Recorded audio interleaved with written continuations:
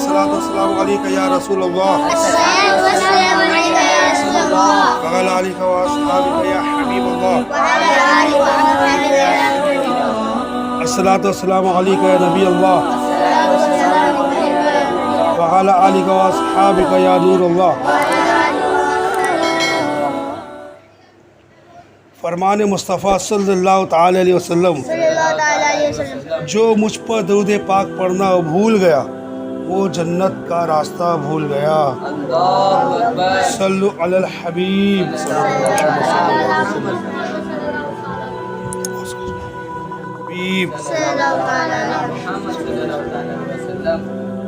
جنات کے تعلق سے ہم سیکھ رہے تھے کہ جنات سے تعلق رکھنے میں کچھ کفریات ہے، تو ہم نے کچھ باتیں سیکھے تھے.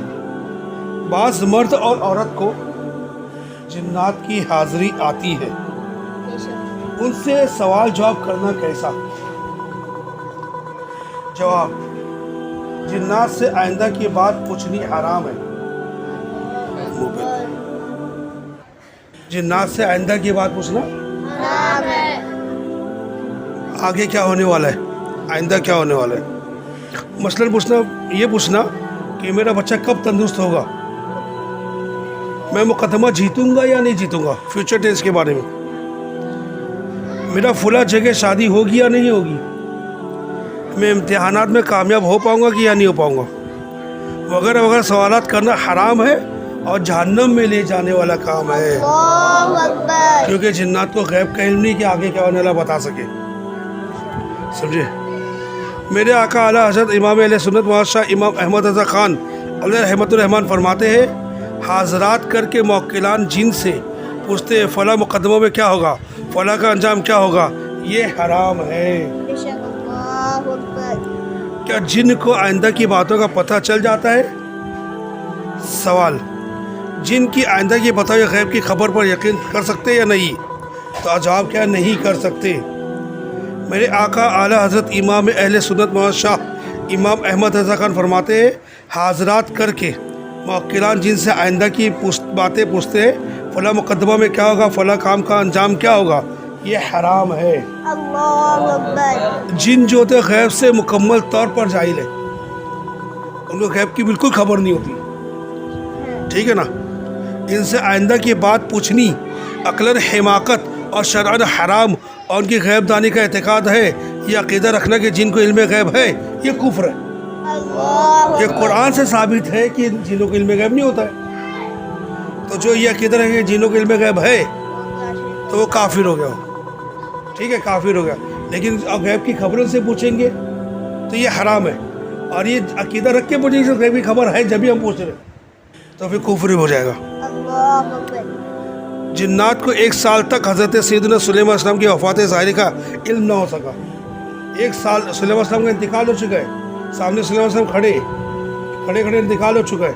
باڈی جو ان کی جو تھی جسم مبارک ایک لکڑی کے سہارے ٹکا ہوا ہے، اور جنات کو انہوں نے حکم دیا تھا بیت المقدس کی مسجد بنانے کے لیے.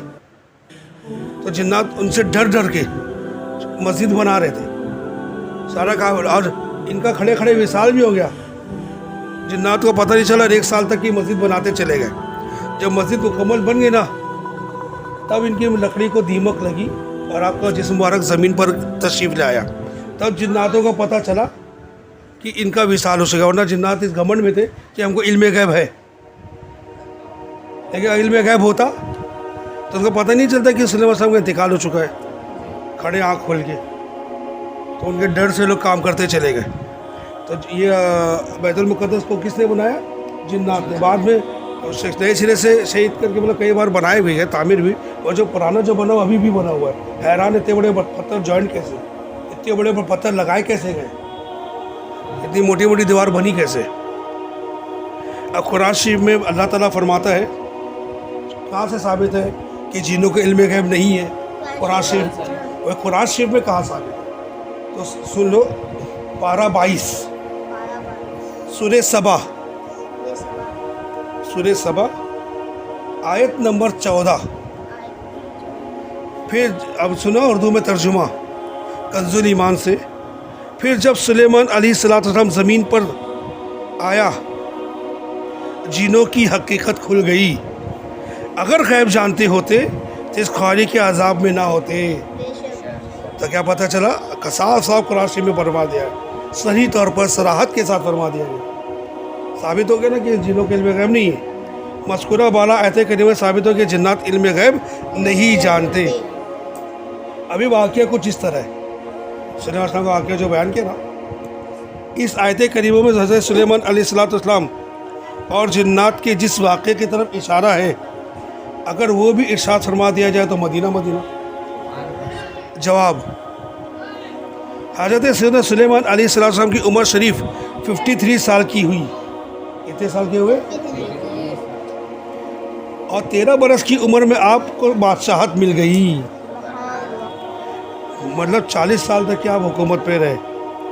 40 برس تک آپ اعلیٰ نبی علیہ السلام تخت سلطنت پر جلوہ افروز ہوئے. سمجھے نا؟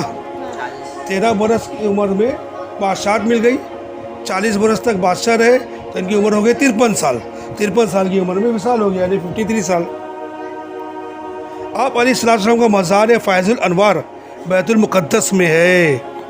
آپ کی مزار کدھر ہے؟ بیت المقدس میں ہے. آپ کی مثالی وفات ظاہری کا ایمان افروز واقعہ بھی سن لیجئے. ملک شام میں جس جگہ حضرت ملک شام کو دمشق بھی کہتے ہیں، سیریا بھی بولتے ہیں. ملک شام میں جس جگہ حضرت سیدنا موسیٰ کلیم اللہ علیہ السلام کا خیمہ گاڑا گیا تھا، ان کا ٹینٹ بنایا گیا تھا، ٹھیک اسی برکت والی جگہ حضرت سیدنا علیہ السلام نے بیت المقدس کی بنیاد رکھی.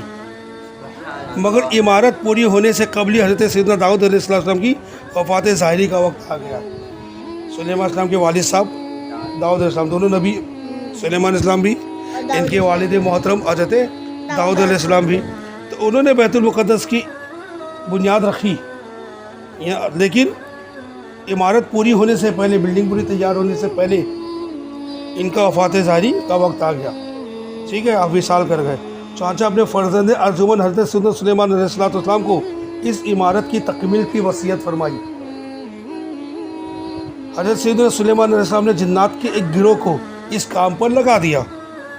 عمارت ابھی تعمیر کے مراحل سے گزر رہی تھی کہ آپ علیہ السلام کے وفات ظاہری کا وقت بھی قریب آ گیا. آپ علیہ السلام نے دعا مانگی، یا اللہ میری وفات ان جنات پر ظاہر نہ فرمانا، اور وہ برابر عمارت کی تکمیل میں مصروف عمل رہے.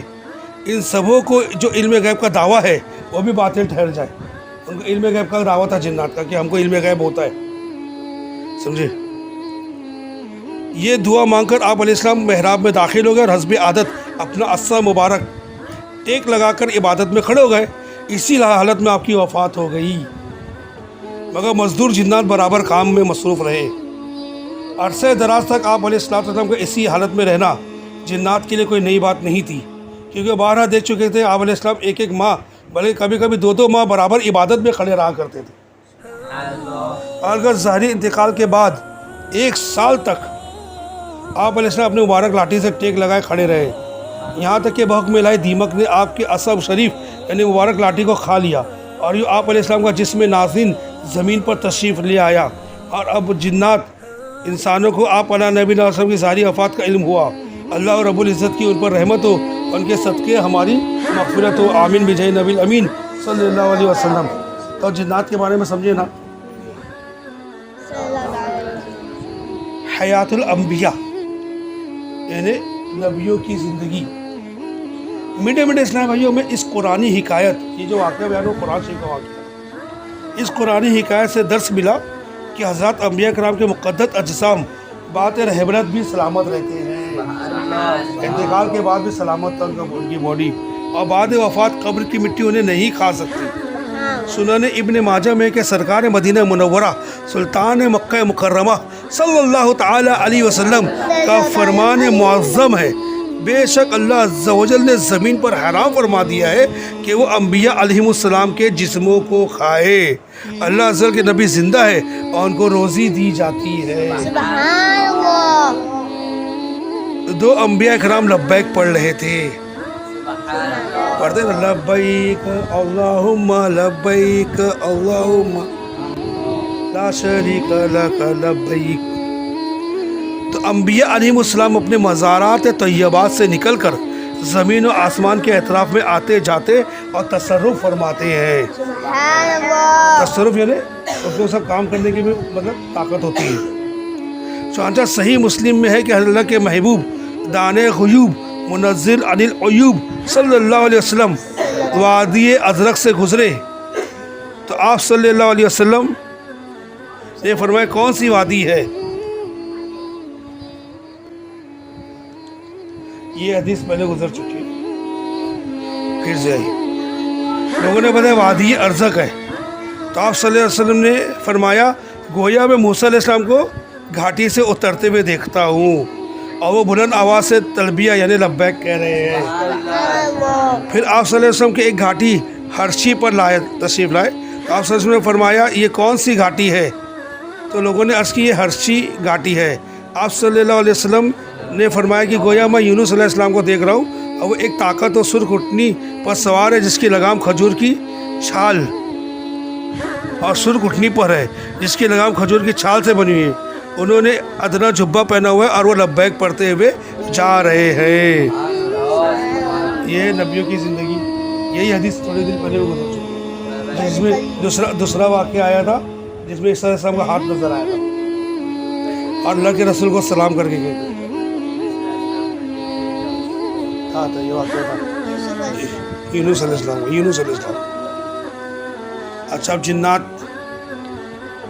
بے شک قرآن پاک سے ثابت ہے کہ جنات علم غیب نہیں رکھتے مگر بعض اوقات حضرات کے جنات گزشتہ حالات درست بتا دیتے.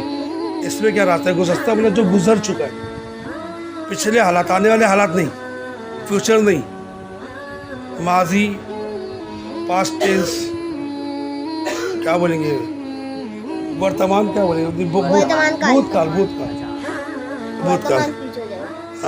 ورتمان حال ہو جائے گا، بھوشیہ فیوچر ہوتا ہے، کچھ بھی بولتا ہے.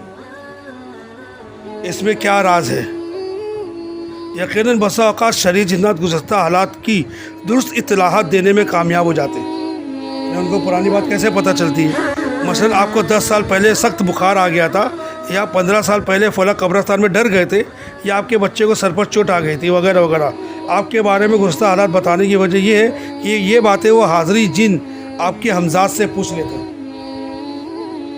ساتھ میں جو ہمیشہ ایک شیطان رہتا ہے نا، یہ اس سے پوچھ لیتا ہے، وہ بھی جن یہ بھی جن، یہ اس سے پوچھ لیتا ہے. وہ تو ساتھ ہی میں رہتا ہے، اس کو تو سب پتہ ہے کہ ہم پیدا ہونے سے لے کر اب تک کہ ہمارے ساتھ کیا کیا ہوا ہے، کون کب کہاں رہتا ہے، کیا ہے کیا نہیں ہے، تو اس کو تو سب پتہ ہے. تو یہ جن کیا کرتا ہے، وہ ہمزاد سے پوچھ لیتا ہے. تو ہمزاد کے ذریعے ملی ہوئی اطلاع کو علم غیب نہیں کہتے. ہر شخص کے ساتھ ایک ہمزاد بھی پیدا ہوتا ہے جو کہ کافر جن ہوتا ہے اور وہ ہر وقت ساتھ رہنے کی وجہ سے اس طرح کی باتیں دیکھتا رہتا ہے.